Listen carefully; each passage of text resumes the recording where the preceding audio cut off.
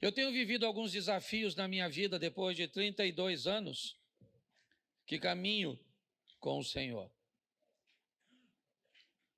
Volta e meia eu me encontro enfrentando grandes lutas com velhos inimigos, cujos quais eu já havia pensado ter vencido, pensamentos, vontades, desejos e situações que eu já achava estar totalmente apto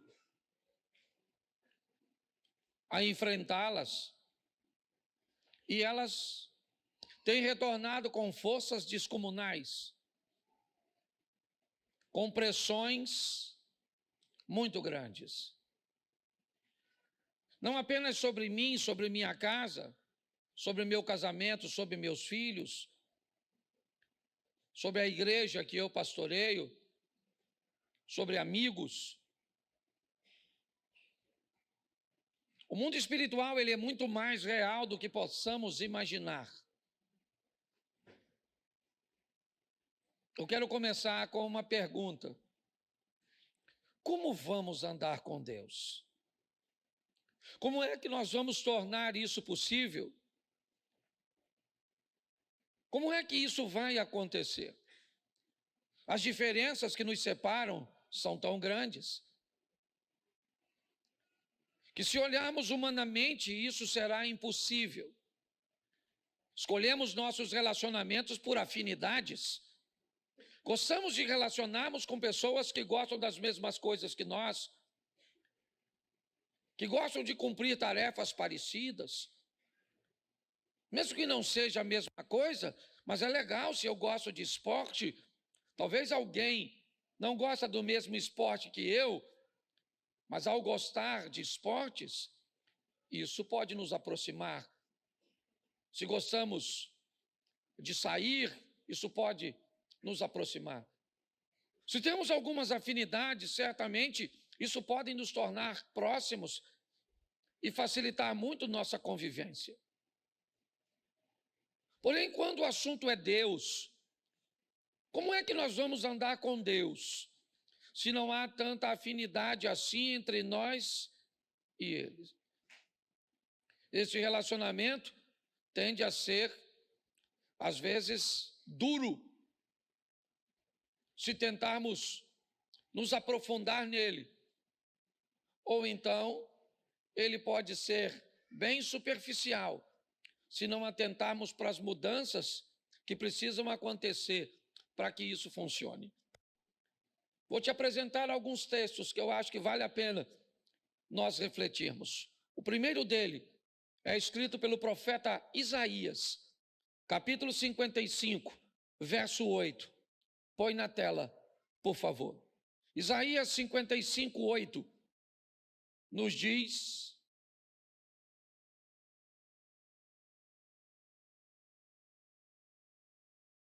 eu passei para aí.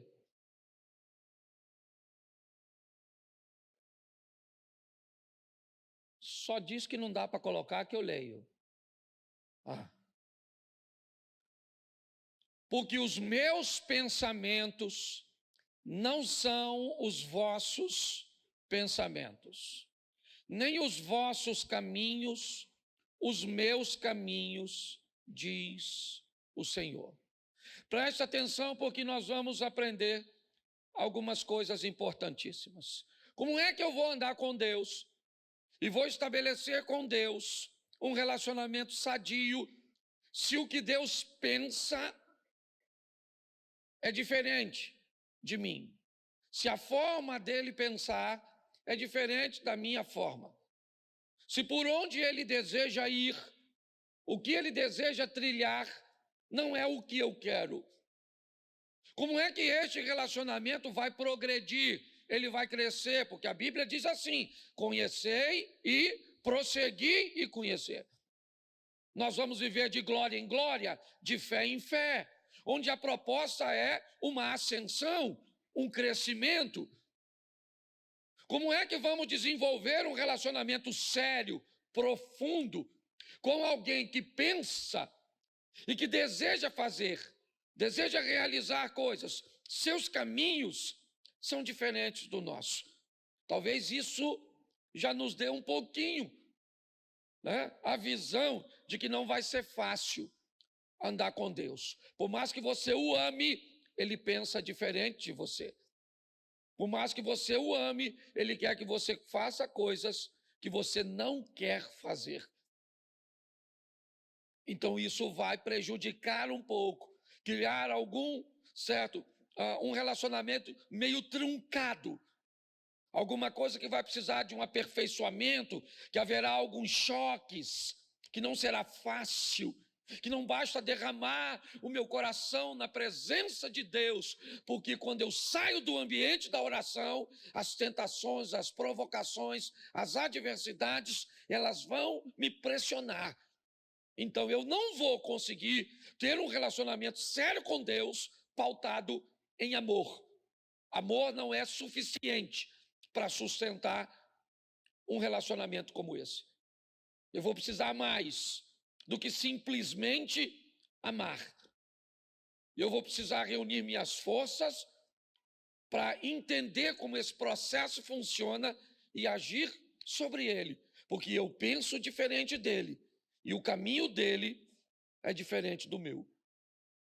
1 Samuel capítulo 16, verso 7, vai tornar mais extenso essa lista de separação.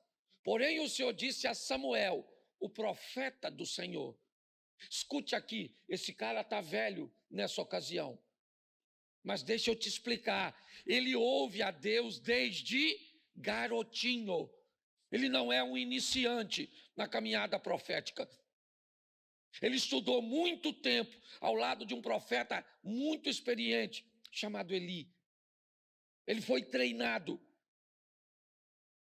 Mas o texto está dizendo, está lá, ó, porém o Senhor disse a Samuel: não atentes para a sua aparência, nem para a sua altura, porque eu o rejeitei. Porque o Senhor não vê como vê o homem vê o exterior, porém o Senhor o coração.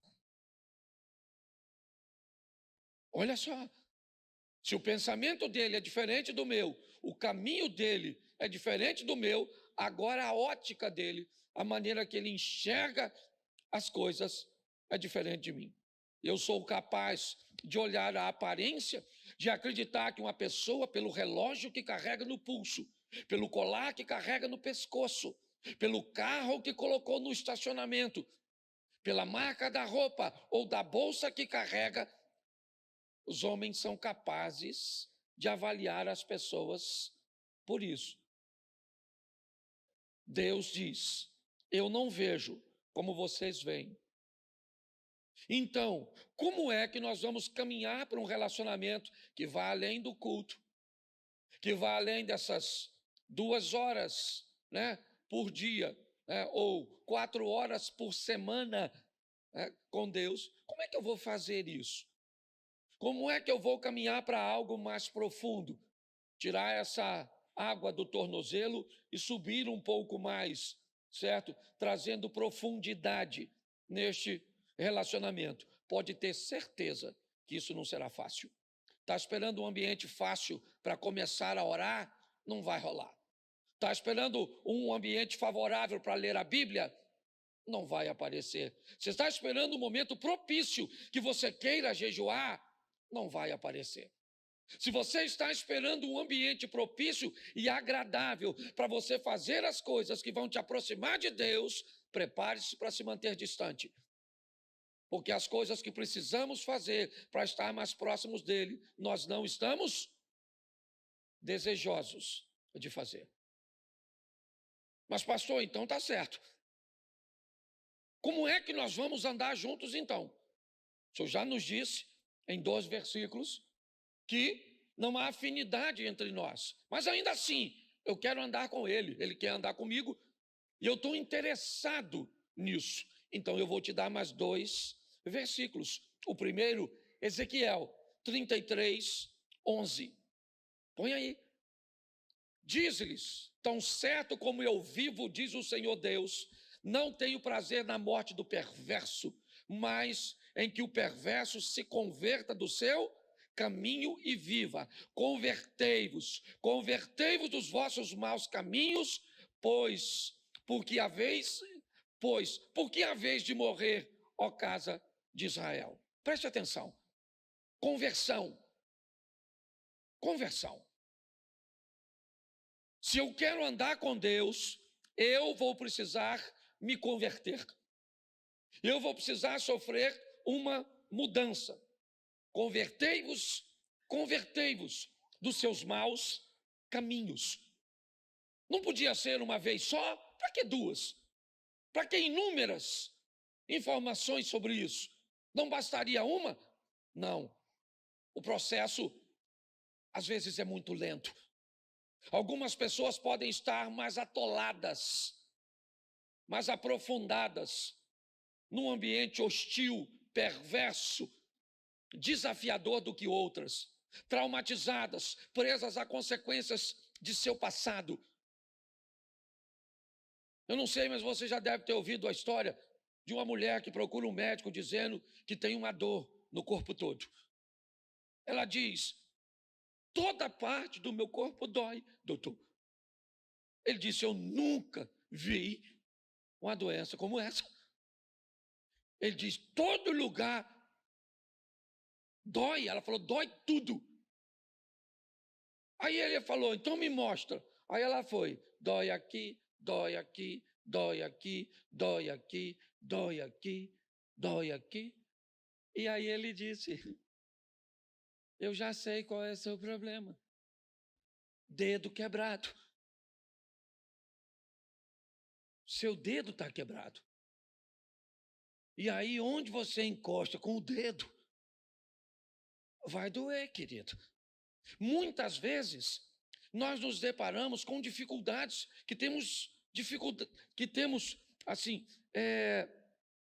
algumas resistências para identificarmos. A palavra conversão é uma palavra desafiadora, porque ela nos expõe a uma mudança que muitas vezes não estamos prontos para fazer.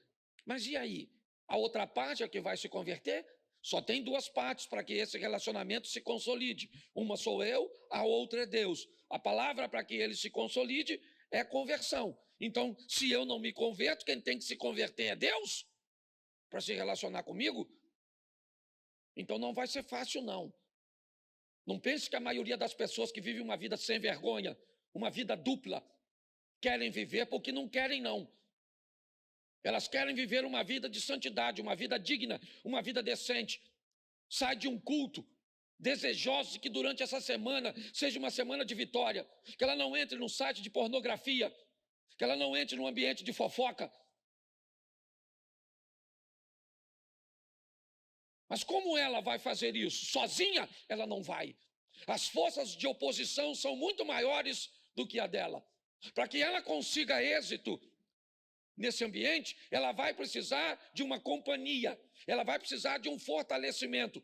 E se ela não conseguir alcançar isso, se a força do mal convencê-la de que isso não é possível, não é viável, que ela não merece, você pode ter certeza que o que vai acontecer é ela ser envergonhada. Talvez não no ambiente humano, mas no ambiente espiritual.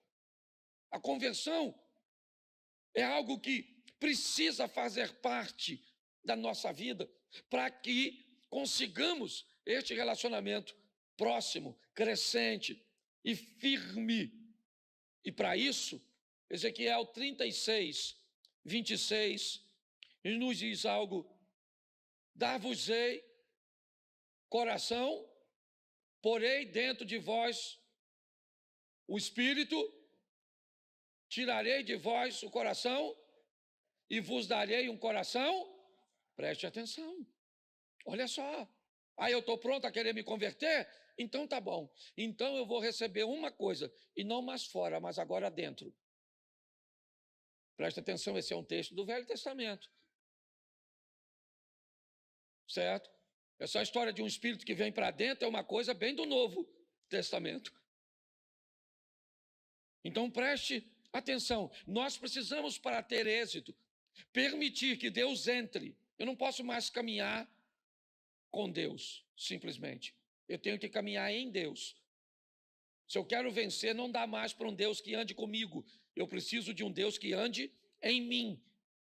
Um Deus que habite em mim.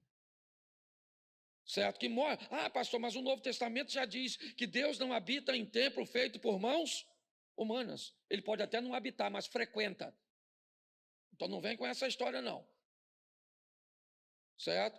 Ah, não vou mais à igreja porque Deus não habita em templo. Não habita, mas ele frequenta esse ambiente coletivo. É importante. E se eu quero viver uma vida digna com Deus, eu preciso permitir que essa dureza de coração, que esse coração cauterizado, insensível, esse coração que não sente mais quando desagrada a Deus, desapareça. Esse é o coração de pedra.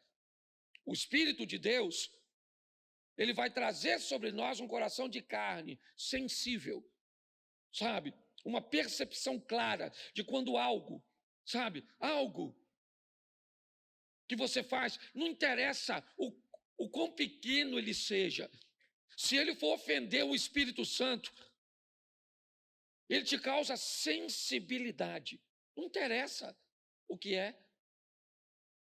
Eu vou te dar um exemplo. Eu esse dia estava saindo do hotel, e quando eu entrei no carro, eu descobri que eu não tinha pago uma água que eu tinha consumido. Eu já estava lá fora. Era apenas uma água. Eu podia ter ido embora. Ele não me cobrou. Aliás, ele não perguntou nada. Ele só é check-out, pastor. Falei, me dá o cartão e pronto. Mas quando eu estava lá fora, uma água, R$7. Não faria diferença para o hotel? Faria? Não. Faria diferença para mim? Não. Mas faria diferença no mundo? Pronto, eu fui lá e paguei a água, ponto, porque você começa a ter um coração sensível. Qualquer coisa que saia do padrão de Deus, não interessa se homem vai ver, se sua esposa vai ver, seu marido, seu pai, seu pastor, seu chefe, não tem mais a ver com a visão humana, é a visão de Deus sobre você. Onde você estiver, ele vai estar lá. É assim que funciona. E o nome dele pode ser glorificado ou envergonhado por minha ou por sua causa. É assim que funciona. Então eu preciso entender isso. Não será um relacionamento fácil, não. Será um relacionamento desafiador. Eu terei que mover-me muitas vezes com muita força para fazer com que eu continue conseguindo andar ao lado de Deus. E eu até hoje confesso a você, fora alguns exemplos na Bíblia que a gente pode até aplicar, eu nunca vi Deus querendo parar de andar com as pessoas. Mas eu já vi pessoas querendo parar de andar com Deus porque descobriram que não conseguem.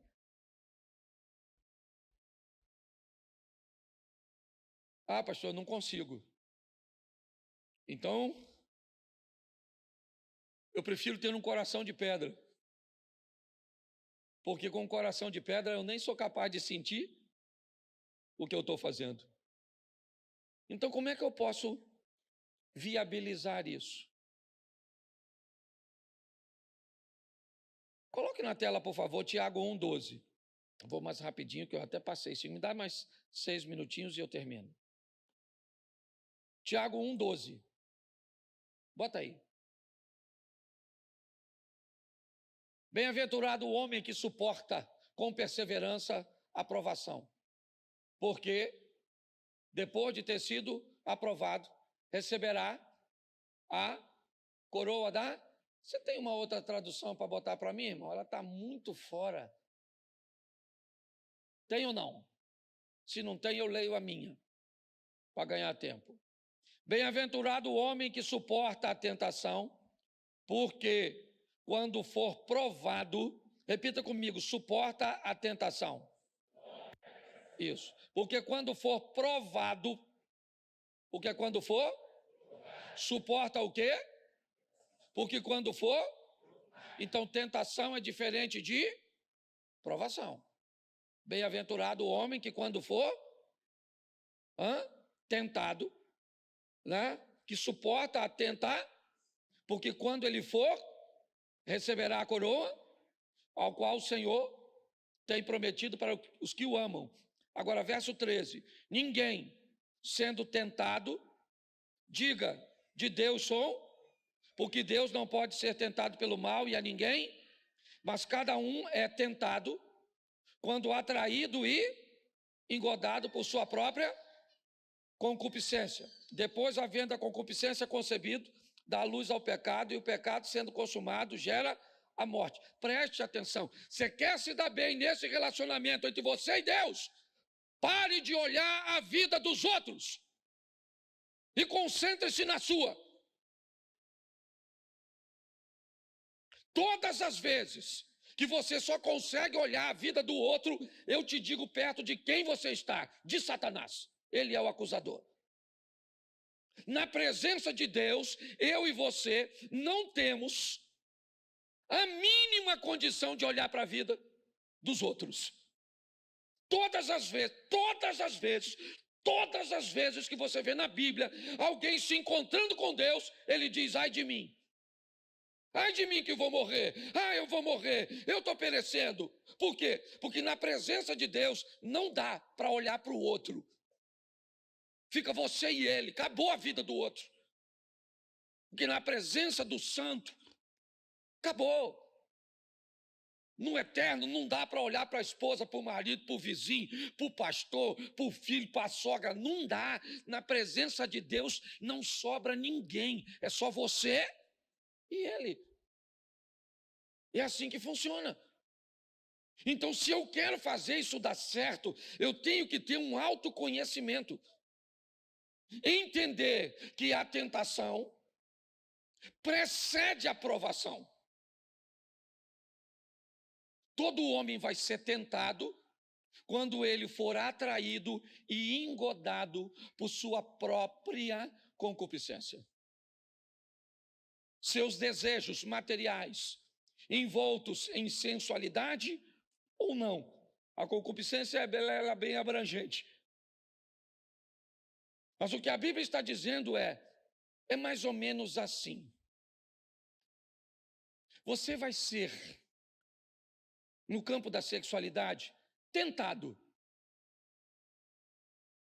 por pensamentos eróticos, por desejos sexuais, por ter uma parte em você que não é cumprida.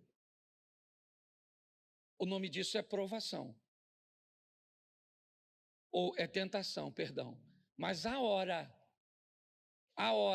que aparecer alguém lhe dando condição de atender a demanda da tentação, você entrou na provação.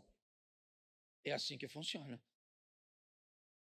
E ela é muito particular. O que tenta você não necessariamente tenta quem está do seu lado. Nós precisamos ter um entendimento, porque segundo a Bíblia, o que vai acontecer?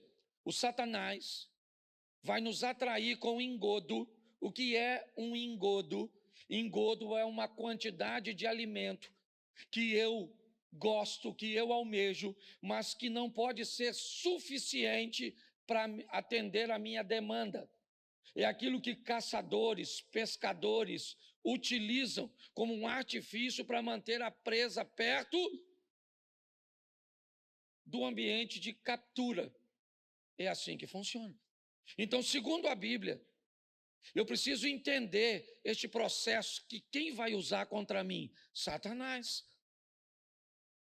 Por isso, algumas palavras precisam nortear a nossa caminhada. A primeira é vigilância. O tempo inteiro.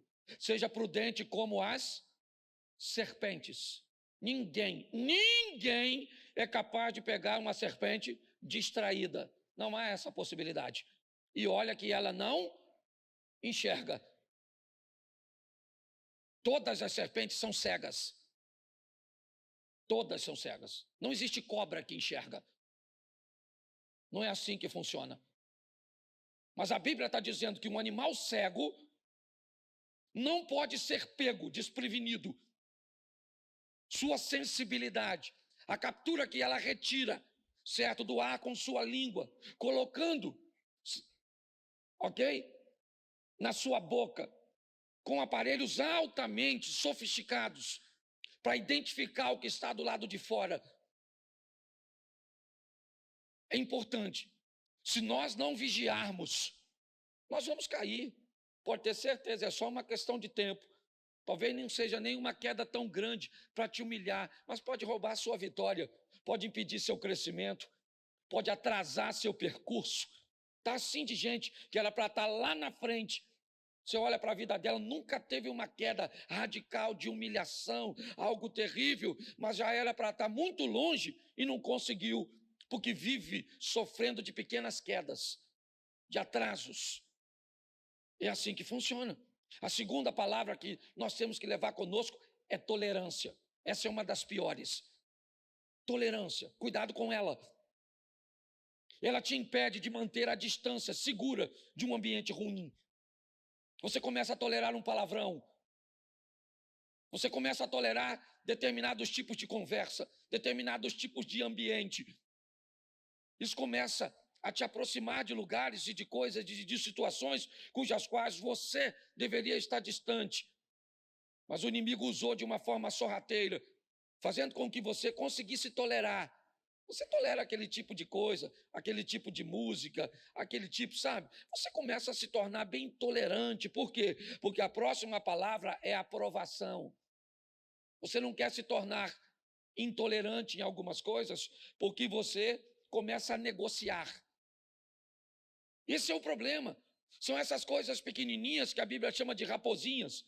Elas vão assumindo lugares, desbravando e conquistando espaços na nossa vida, no nosso coração, e o que isso vai fazendo? Nos distanciando de Deus. A última palavra é informação. Aquilo que vai dar a você o conhecimento para combater os ataques. E aí, Efésios 6,12, coloca. Porque a nossa luta não é contra o e a, mas contra os principados e contra os dominadores deste mundo, contra as forças espirituais nas regiões. Isso. Nossa luta não é contra a carne e mas é com a carne e o sangue.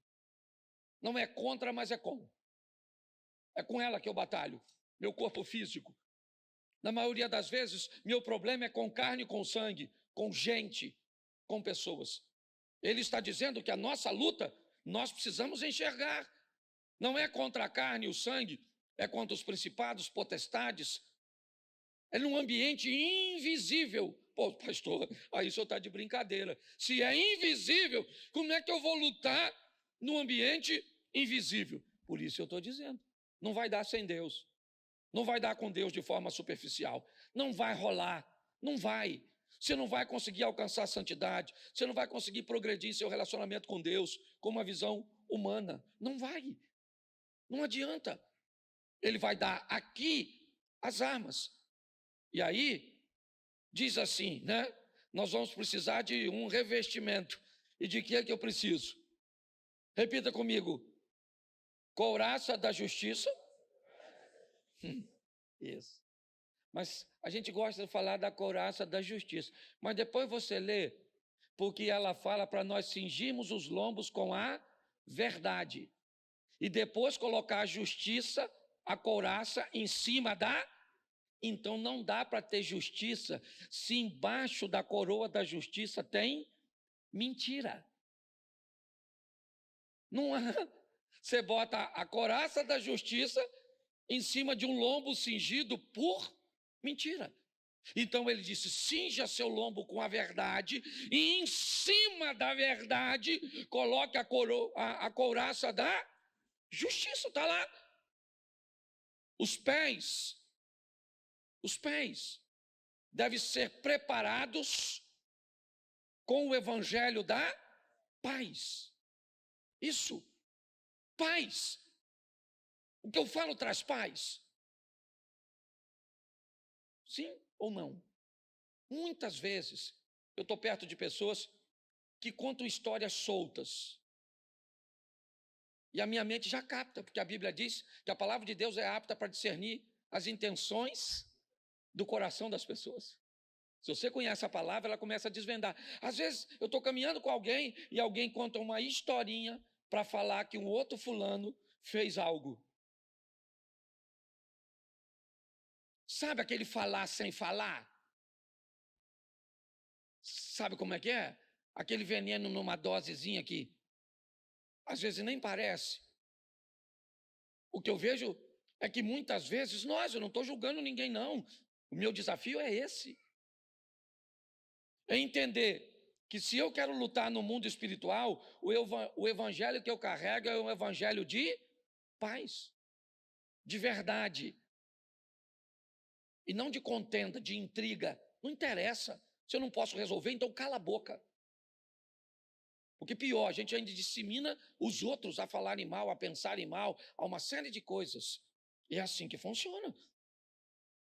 O escudo da fé sob os dardos. Olha só. Olha que coisa interessante. O que é um dardo? O dardo é o quê? É um objeto que ele é lançado. O escudo é para nos proteger dos dardos inflamados do maligno, que ele vai jogar de longe. Ele não precisa possuir você e nem a mim. Não há necessidade disso.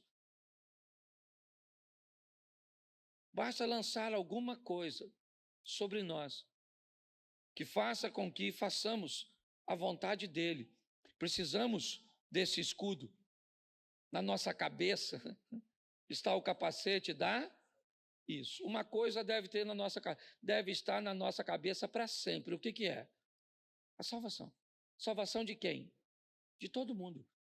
Se o que eu vou fazer não é para salvar pessoas, tem alguma coisa de errado. Se eu trabalho para Cristo, tudo o que eu faço é com o propósito de salvar pessoas e não de enfiá-las no inferno. É assim que funciona. A espada do Espírito, a palavra de Deus, termina no 18, dizendo: orando todo o tempo, com toda a oração e súplica no Espírito, e vigiando nisso com toda a súplica e perseverança dos santos. Não é mágica, irmãos. Não é mágica. É difícil pra caramba. Não é fácil. Se você esperar querer para viver, eu vou te dar uma notícia: não vai. Não é para quem quer. Se relacionar com Deus não é para quem quer. Porque se fosse para quem quer, todos queriam. Quem não quer se relacionar com Deus? Eu só preciso encontrar um ambiente equilibrado, de autoconhecimento, onde eu consigo olhar para mim e ir eliminando as coisas, entender que o que o meu inimigo pode usar contra mim, porque é isso que ele vai usar contra você. Exatamente. Ele vai estudar você e vai descobrir como é que ele te faz ficar longe de Deus. Isso. É a história do filhinho pródigo. E eu termino aqui. Lembra a história do filho pródigo? Você lembra dela? Isso, está lá, Lucas 15. Onde o filho pródigo está? Na casa do? Enquanto ele está lá, qual o problema que ele tem? Nenhum. O pai tem um inimigo, sim ou não? O inimigo do pai quem é? Satanás. Mas como é que Satanás mexe no filho pródigo, se o filho pródigo está na presença do pai? Então o que ele faz? Eu vou tirar o filho da presença. Porque se eu tiro o filho da presença, eu tiro o filho do ambiente de proteger, e agora ele é um alvo fácil.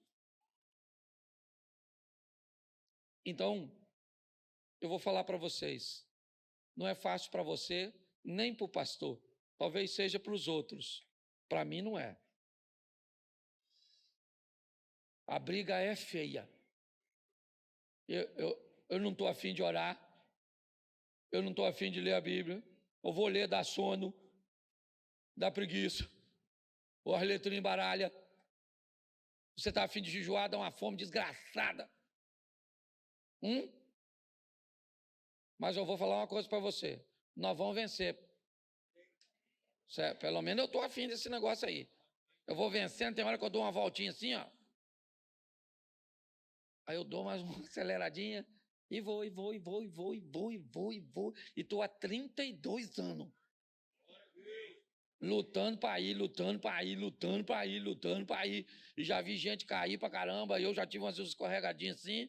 Já escorregou, Abner? A Jacira aí de olho em tu, é ou não é? Mas é assim que funciona. Eu queria que você ficasse de pé e dissesse para quem está do seu lado: é difícil, mas é possível. É isso aí. Porque Jesus foi bem sucedido. A primeira foi por causa do reconhecimento que ele tinha sobre autoridade, sobre hierarquia. A segunda era pelo conhecimento sobre o que ele desejava realizar. A terceira era o reconhecimento da missão. E quarto, era por causa das escolhas das pessoas certas. E pautado nisso, eu vou mostrar isso para você em etapas, rapidinho. Eu preciso que você entenda hoje que você pode sair daqui e dar uma volta de 180 graus na sua vida, no seu casamento, nas suas finanças. Hoje, eu ando sentindo algumas dores, alguns desconfortos. Chegou a época de fazer uma outra bateria de exames de intestino e de estômago. E todas as vezes que a gente chega perto disso, você sente uma dorzinha. E eu comecei a falar com Deus. E hoje eu falei: Senhor, tantas vezes nós pedimos para que o Senhor nos cure. Mas aí eu fico pensando: Ele vai nos curar para quê? Para a gente negligenciar de novo? Ou será que está na hora de recebermos uma cura para cuidarmos da nossa saúde? Porque, como o Eliezer falou aqui de uma forma muito legal, nós muitas vezes estamos correndo atrás de uma situação emergencial. Eu quero algo que resolva o meu problema momentâneo, e não é isso. Nós precisamos introduzir Deus na nossa vida para que possamos viver uma vida extraordinária. Então Jesus viveu isso primeiro, desde cedo. Ele tinha algo muito peculiar: o reconhecimento das autoridades que estavam sobre ele. Então eu vou te mostrar alguns textos para ratificar isso. Coloca para mim, por favor, Lucas capítulo 2, verso de número 51. Preste atenção. E desceu com eles, e foi para Nazaré, e era-lhes sujeito, e sua mãe guardava no coração todas essas coisas. Preste atenção. A primeira autoridade que o Filho de Deus foi colocado foi a autoridade, ou a primeira autoridade que todo ser humano é colocado sobre os seus responsáveis, na maioria das vezes, seus pais. Eu quero lembrar a você que Jesus é o Filho de Deus e sabe disso. Isso nunca foi uma dúvida na cabeça dele. Mas o texto em que eu coloquei na tela, Jesus tem 12 anos de idade, ele é um adolescente. E um adolescente já costuma ter um comportamentozinho meio rebelde, ainda mais sendo menino, achando que é dono do seu próprio nariz. E pior, Jesus sabe que é o filho de Deus. Tem gente que, porque é filho de político, acha que é alguma coisa. Porque é filho de pai rico, já acha que foi alguma coisa. Tem gente até que acha que é filho de pastor e pode dar carteirada na igreja. Você imagine ele sendo filho de Deus. Mas olha, ele fica 3 dias, está perdido dos pais. José e Maria chegam no templo e vão logo dando uma dura nele. Ô menino, está morrendo de preocupação com você? Porque mãe é mãe, queira do filho dos outros ou do filho de Deus. Maria já chegou logo enquadrando, puxando o chinelo. E falou, para casa, garoto. Ele falou, você não devia estar preocupado. Eu estava aqui tratando das coisas do meu, mas não falou isso com abuso, ofendendo, não. Mas o mais interessante é que quando José e Maria botam Jesus para casa, o que ele faz? Vai. Ele poderia falar, ó, como é que fala comigo? Está pensando que eu sou quem? Filhinho seu aí qualquer? Eu sou o Jesus, o Salvador. Não, ele falou, essa aqui quem é? É minha mãe e meu, e eu reconheço a autoridade deles. Você quer se dar bem na vida? Comece reconhecendo a primeira. Ah, mas o meu pai e minha mãe, não interessa, pode ser bom, pode ser ruim, mas foi quem está na sua vida. Às vezes é tão ruim porque você corre o risco de ser pior que eles. Então eles precisam ser ruim para melhorar você.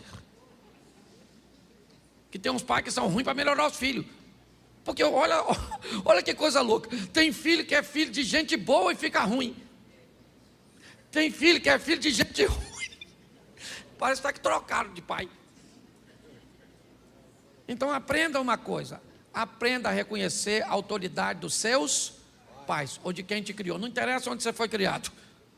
Eu sou da época que os mais velhos tinham que ter autoridade. Isso aí. Mais velho falou, não interessa se está certo ou está errado. Nunca perdi nada com isso. Sempre ganhei. Sou da época que o vizinho tomava conta da gente. Se o vizinho visse a gente falando besteira, o que o vizinho falava? Vou falar com o seu? Nossa! Fala não, fala não. Fala não, não vou fazer mais não. Sim ou não? E era uma época extraordinária. Hoje a turma não gosta de reconhecer a autoridade de pai. Ah, não sei se meu pai merece honra. Não interessa se honra ou se não honra. Meu pai foi, hoje eu falo mal dele porque já foi para o céu. Quando estava vivo, sentava aqui na frente. E eu falava, melhor pai do mundo. Estava mentindo não, é pela fé. Certo? Mas minha mãe está lá. Eu honro e pronto. E acabou. Não tem desse negócio não. Então eu gosto de Jesus, 12 anos de idade, o José e a Maria botaram ele para casa. E eles foram. Seu pai mandou você desligar a televisão, você não liga, desliga. Manda jogar o lixo fora, não joga. Diz que vai fazer depois. Depois de quê? O que você está fazendo? Você pede um filho para fazer? Vai ali, depois. Depois de quê? O que você faz para ser depois? Depois do quê? Que Jesus voltar? Você pensa que para por aí? Não para não. Esse para mim é um negócio extraordinário. Coloca para mim Mateus 3,15. Preste atenção nesse texto. Talvez isso mostre para você porque Jesus, porém, respondendo, disse-lhe: deixa por agora, porque assim nos convém cumprir toda a justiça. Então ele o permitiu. Jesus está chegando no Jordão para ser batizado por João Batista. Quando João Batista vê Jesus, João se nega a realizar o batismo. João diz para Jesus, não pode, não, tem alguma coisa de errada. Você que deveria me batizar, e você vem a mim para que eu te batize. Mas Jesus sabia quem João era, voz do que clama no deserto, preparai o caminho. Jesus sabia que ali naquele momento João tinha uma autoridade maior do que ele, e que para Jesus assumir a autoridade que tinha, precisava entender e respeitar a autoridade de João. Primeiro, ele vai bem na vida porque reconhece a autoridade, a hierarquia de seus pais. Agora, ele reconhece a autoridade de João como um sacerdote, como alguém que veio preparar o caminho. Ele poderia ter chegado, João batizando todo mundo, e ele diria: vem aqui, João, quem vai batizar você sou eu. Mas não, porque a autoridade não faz de você pequeno, muito pelo contrário. Reconhecer a autoridade transforma você em uma pessoa muito maior do que na verdade você é. Hoje nós vivemos uma crise de autoridade, ninguém quer obedecer ninguém. Você não quer obedecer os mais velhos, você não quer obedecer lei de trânsito, você não quer obedecer polícia, você não quer obedecer nada. Nós vivemos uma crise. É para desobedecer, nós estamos dentro. Então Jesus obedecia, está lá, João, ele diz para João, não, você me batiza. Aí João foi e batizou, senão ele não faria. Por quê? Porque Jesus reconhecia a autoridade eclesiástica. Quer outro? Vamos lá, Mateus 22, 21. Mateus capítulo 22, verso 21. Disseram-lhe eles, de César. Então ele lhes disse, dai pois a César o que é de César, e a Deus o que é. Preste atenção. Estão perguntando a Jesus se ele paga impostos. Deram uma moeda, e Jesus disse, a imagem de quem está nessa moeda? Ele disse, do César. Ele disse, então dá a César o que é e dá a Deus o que é. Na moeda estava a imagem de quem? E no homem está a imagem de quem? Então o que ele está dizendo? Dá a César o que é de César e dá a Deus o que é de... Sabe o que ele reconhecia? A autoridade política. Ele reconhecia. Havia um reconhecimento, e muito mais do que reconhecer, ele respeitava. É importante nós entendermos isso. Não interessa, irmãos. Todas as vezes, hoje, eu fui de manhã a Tanguá, resolver um assunto. E quando eu fiz o retorno ali em Itaboraí, em Manilha, estava bem engarrafado, e aí do meu lado esquerdo, já no acostamento, mas do lado esquerdo, começou um montão de gente me cortar. E eu comecei a olhar, 1, 2, e lá na frente, sabe o que eles fazem? Me fecha, ou fecha a linha que eu estou. E aí, começou a me dar uma vontade de ir para lá. Era errado, sim ou não? Sim. Mas todo mundo estava fazendo? Sim. Mas se todo mundo faz errado e eu faço também, fica certo? Não. Mas em todo momento nós somos impulsionados a desobedecer, a esquecer algumas coisas. Jesus não, obedecia os pais dele. Devia ser legal obedecer? Não obedecia. Seria mais honroso para ele chegar no Rio Jordão e batizar João e ganhar popularidade, sim ou não? Mas ele fez? Se submeteu. Agora ele está se submetendo a uma autoridade de César.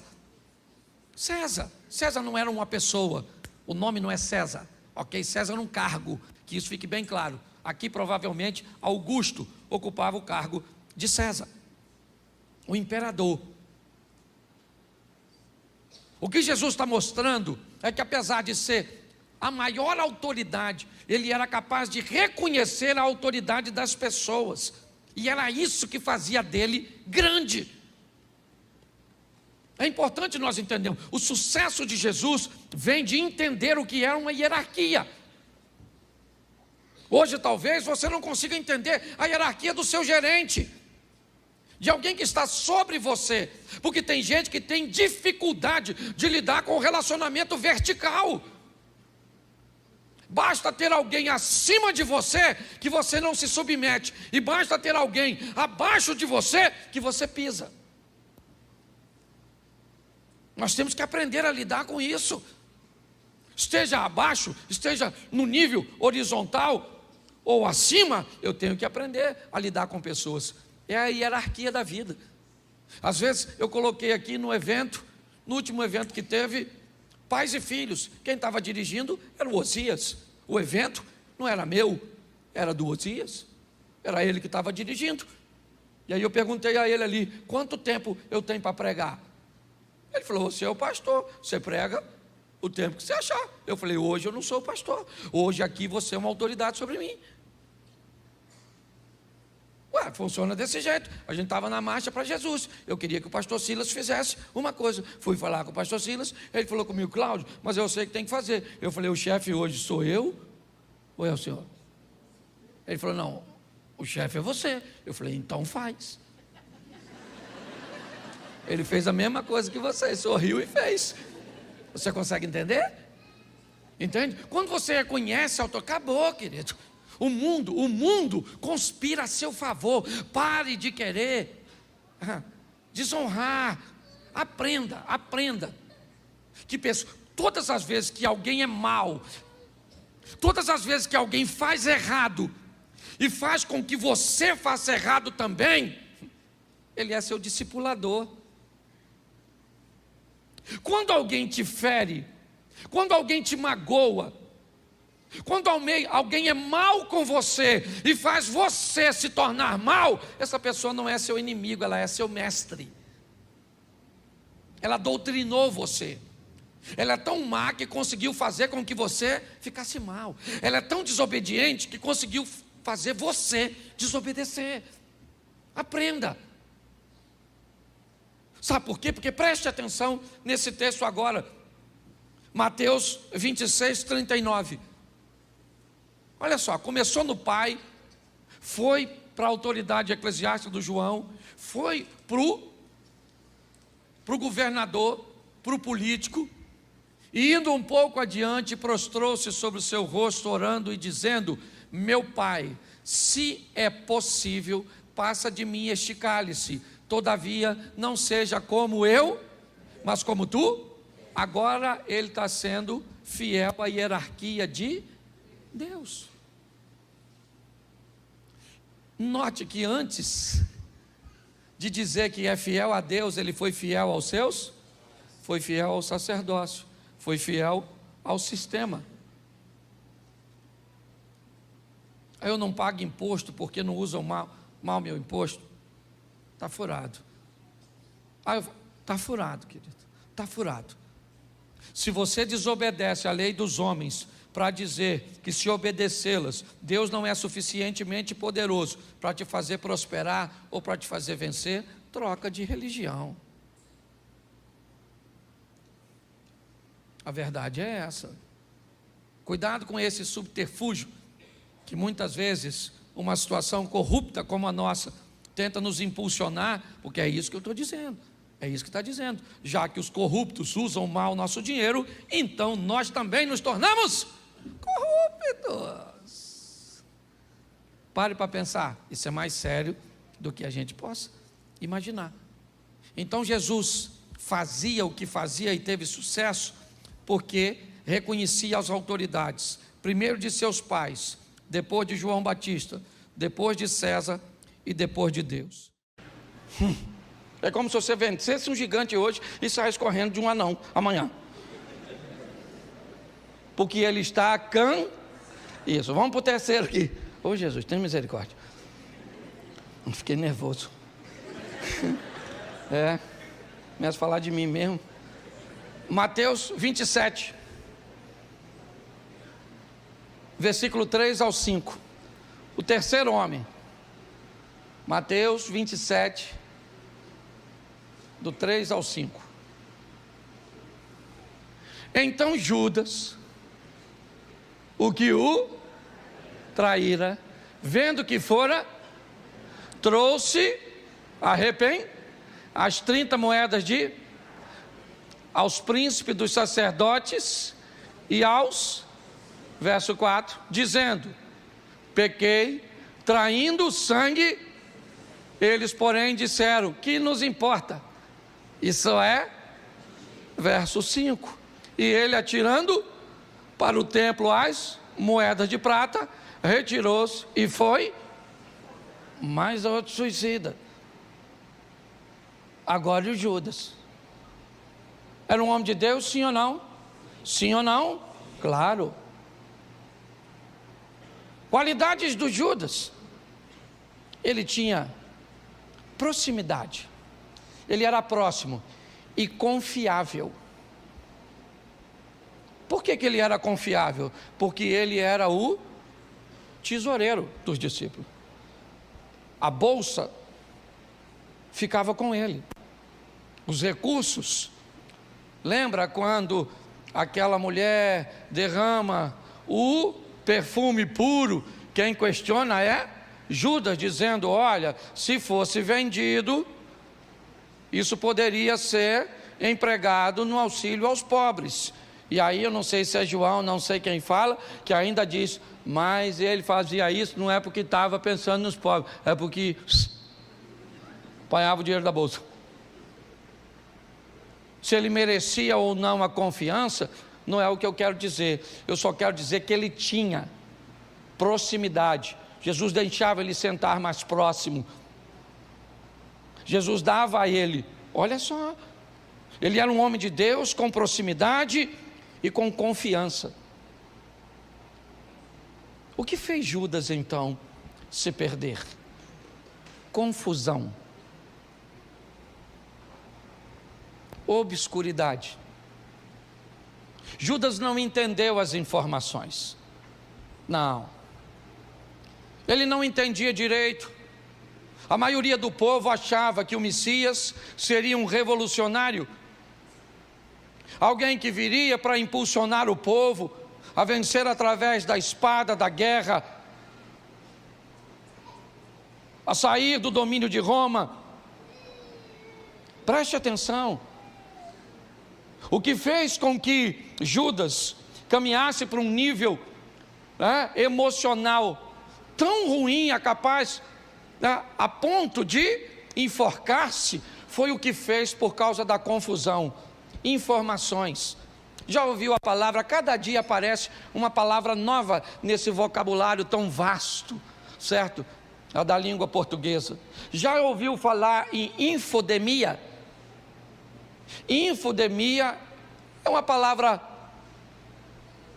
nova, é verdade, que tem por tradução pandemia de informação. É um ambiente, onde as informações são tantas, num período tão curto, que elas não conseguem ser assimiladas e sequer muitas vezes colocadas à prova para se saber se é verdade. Isso está adoecendo as pessoas. Adoecendo. As pessoas estão ficando confusas mediante a isso, e isso anda causando um estresse muito grande. Em todo momento estão dizendo, que vai acontecer isso, que vai acontecer aquilo, que fulano é bom, que fulano é ruim, que a esquerda é isso, que a direita é aquilo, que o Bolsonaro é desse jeito, que o Lula é aquilo, que nós não vamos fazer isso, vamos fazer aquilo outro, que isso, que tem déficit, que tem superávit, que tem que isso, e que tem que fazer isso, que vai acabar com isso, que não pode fazer aquilo outro, e nós não sabemos mais o que. Nós estamos tão confusos. Há uma confusão tão grande que ela está gerando um nível de estresse altíssimo. Foi essa confusão, apesar de proximidade e confiança que esse homem de Deus tinha, ele não conseguiu entender, ele está confuso, com 30 moedas de prata na mão, que agora não fazem nenhum sentido para ele, porque uma confusão mental fez com que ele tomasse uma decisão que agora ele não tem mais como consertar. Ele está levando as moedas e dizendo para aqueles homens: solte Jesus e tome as moedas. Eles dizem: cara, ninguém quer conversa com você não. E a confusão fez com que ele tomasse uma decisão, mas muito errada. Muito errada. Tem profecia para sustentar isso? Tem. É verdade. Mas quando nós olhamos o que Judas fez, a proximidade que ele tinha com Jesus, bastava que ele fosse até ele e pedisse perdão, ele teria, sim ou não? Sim ou não? Mas era muita confusão para uma cabeça só.